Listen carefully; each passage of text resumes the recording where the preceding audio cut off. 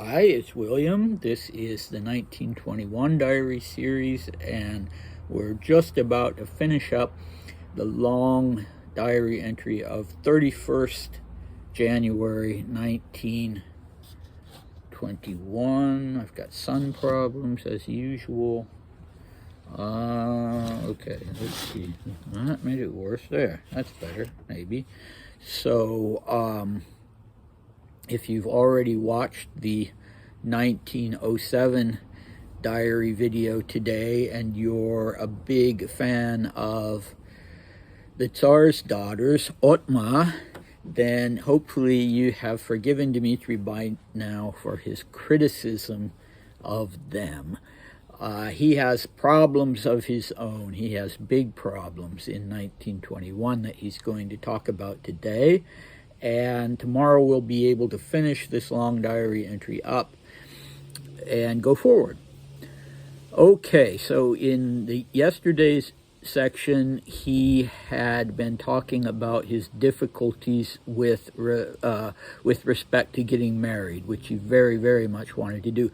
First, because he couldn't find a suitable princess, or doesn't seem like he was even looking for a suitable princess, and thus was afraid that he would incur the displeasure of Russian public opinion if he were to marry morganatically, and that might have an effect on his standing in the community, and in particular with respect to the throne, such as it was at that time.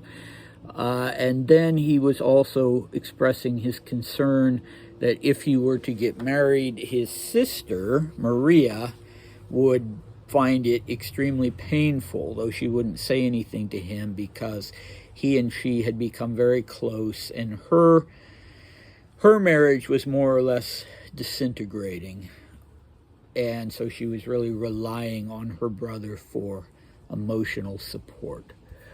Okay, so now finally he said that the other big issue was that of finances, that he could not afford to marry a woman who didn't have a considerable amount of money to bring into the marriage. And so I think yesterday I said today he would be talking about how that idea sat with his conscience, but actually that will be tomorrow.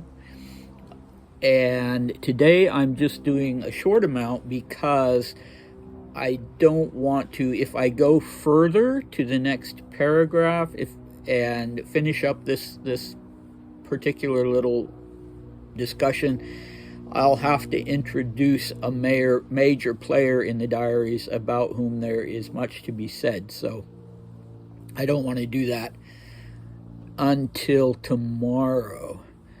Okay, so let's dive in. The first sentence of this section is underlined. Dmitri does a lot of underlining. Not so much in his, that I can see in his childhood or his adolescent diaries, but definitely in his adult diaries, he does a lot of underlining for emphasis. Okay, here we go. Speaking of personal affairs, I'll say a few words here about my finances. My Leporello, Savonia, reminded me again of my promise to pay him his whole salary going all the way back to December 1916. The first time he talked to me about it was before we departed for Scotland. Naturally, I had to promise to fulfill his request, but I didn't have the slightest idea how I was going to manage it. Almost 6 months passed, and it still remained an open issue.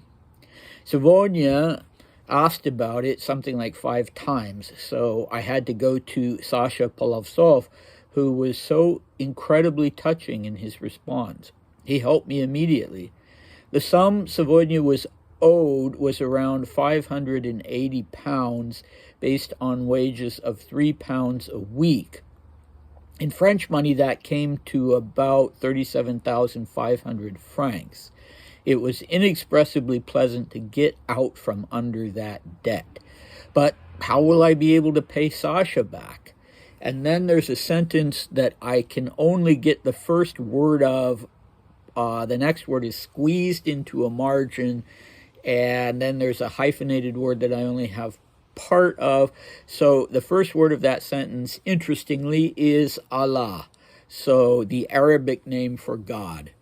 So keep in mind that Dmitri had been in Persia from the end of 1916 until, I believe it was August 1918 that he left Persia, and then he went on his way back to, or on his way to England. He hadn't been there before as an adult. He also spent some time in Egypt, which he liked very much. So, he's using this word. Yeah. For whatever reason. He's not a Muslim. He never talks about becoming a Muslim, but he likes the word, so he's using it. So good for him. And let's see. Yes. So, Leporello. Those of you who are opera fans recognize that name from Mozart's Don Giovanni. And I don't know, if in Tales of Don Juan or other versions of that story, the name Leporello is used. But Leporello was Don Giovanni's servant and was also complicit in helping him arrange his affairs and his seductions of women, and then of avoiding the consequences and, escaping the angry husbands or fathers or what have you. I've never seen that opera, and it's been a long time since I've read the libretto.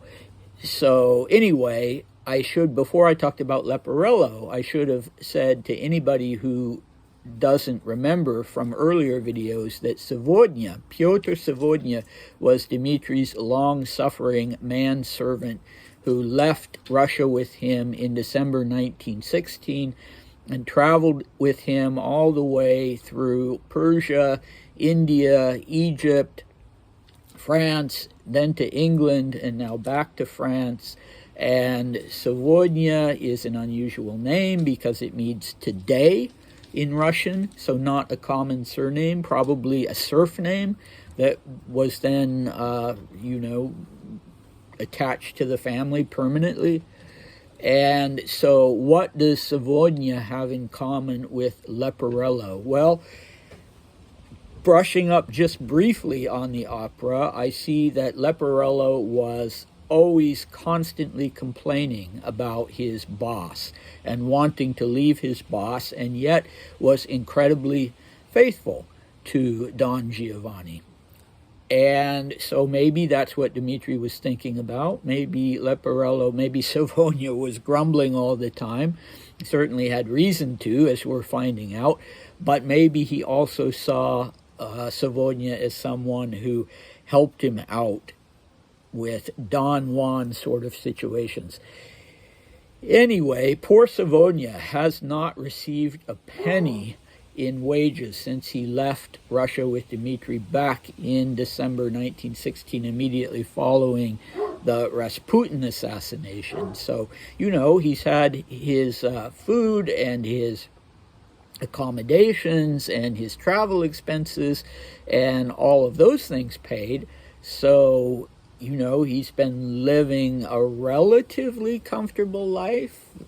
But on the other hand, he works for his money and he deserves to have it. And what I find unfortunate is that we don't actually find out after having received his money how long Savodnya then stayed with Dmitri. He does certainly not appear in any diary entries after 1921. So maybe he took his money and set up shop somewhere or did something else. And it would be really interesting to know, since he left Russia before the revolution and thinking that at some point he would return, it would be really interesting to know if he decided to go back to Russia or if he stayed in Paris or France or England or any of the other countries where there were large Russian emigre communities.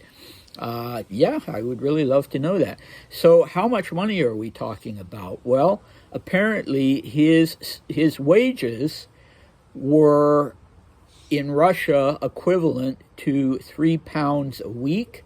And so Dmitri is reckoning all of this. Well, he's probably not reckoning all the way back to Russia, but from when they first arrived in Persia. So £3 a week comes to £580 total. And I found it incredibly difficult to try and find out how much money this was, because I'm not a math person. And when you go back and look for something like what was the average wage for a laborer, say, in Britain in 1921. Well, they give it to you in shillings, so then you have to do the shilling conversion, and I just finally said, yeah, not worth it. But what I gather is that maybe about £5 a week for, someone with some skill, and about and that £580, the total, would be worth somewhere between £30,000 and £40,000 today. So that's a fair amount of money. That's a big debt, and certainly Savonia could have taken that money and set himself up somewhere. So he brought this up to Dmitri right before they left for Scotland. So the two of them, before coming to France at the end of 1920, had actually, at the invitation of the Duke of Sutherland, had gone to Scotland to spend some time there. And that's, so if we go back rather than forward after we finish the 1921 diary, then, we'll eventually get to that trip to Scotland, which is quite interesting. But, hopefully all of you will weigh in when we draw toward the end of 1921 about whether we should go forward or backward. But anyway, so they'd been to Scotland, and I remember in those diary entries at that time that it freaked Dmitri out, of course, because as he says in this diary entry, I promised I would pay him, but I didn't have the slightest idea how I was going to manage it. And Dmitri himself was very deeply in debt to other people. So, he just didn't bring the matter up again. And 6 months passed, and all of a sudden, Savonia has been very, very patient. So now, in recent times, he's asked 5 times about when he's going to get paid. And so Dmitri goes off to Sasha Polovtsov, who has a lot of money. You remember Sasha. And I've said in the past that the two of them didn't get along very well. Well, they weren't close like Dmitri was with Pete. And I think Sasha saw him as a little bit irresponsible, and, Dmitri saw Sasha as a little bit distant. But at any rate, boy, Sasha really comes through. He is incredibly touching in his response. He just immediately gives Dmitri this amount of money to pay Savonia, and what a relief! What a relief! I'm sure that I'm sure Dmitri didn't feel good about it. Like I said, he was providing a decent life for Savonia, but not necessarily the life that Savonia wanted. And Savonia had a right to determine what kind of life he wanted to lead. I think we can all agree on that. And, I give great credit to the man for sticking around for so long, although, it probably would have been quite difficult for him, especially without his full wages, to go off and simply leave and go out on his own. Anyway, so that leaves the big question of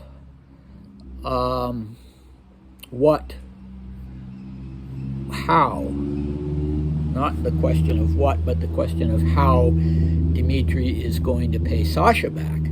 So he's simply transferred that debt from one person to another. Now, instead of owing Savonya, he owes Sasha. And this is where he invokes Allah. All right, so tomorrow we are going to get an accounting of Dmitry's remaining debts and how he is managing to pay those. So there is another person who will swoop in and help him beyond Sasha Polovtsov, not to help to put him on a solid financial footing himself, but to help him pay his debts. So we'll see that, and we'll learn a little bit about his biggest creditor, and then we'll finish up that diary entry with him talking a little bit about the question of money and marriage. And from there, we'll jump forward to the 23rd of actually January.